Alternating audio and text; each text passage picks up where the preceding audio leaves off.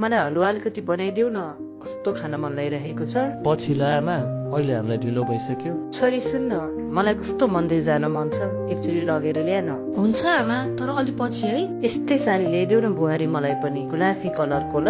अब यो पालि त सक्दिन, अर्को पालि है आमा। यो ब्ल्याङ्केटले त तातो नभएको जस्तो लाग्छ, अर्को ल्याइदे न छोरा।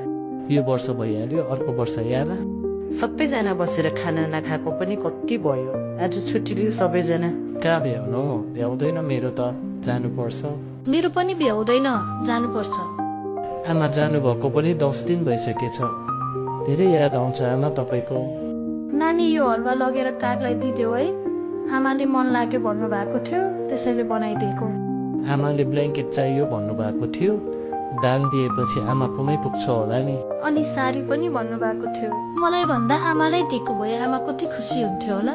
त्यत्रो मन्दिर लग भन्नुभयो है आमा तपाईँले मलाई, त्यति पनि गर्दिन सकिन मैले। आमासँग बसेर कहिले एक कप चिया पनि खाएनौँ है हामीले त। त्यही त, अब गइसक्नु भएपछि दुःख लाग्छ। मान्छे आफूसँगै हुँदा माया गर्नु होला, गएपछि गरेको काम छैन।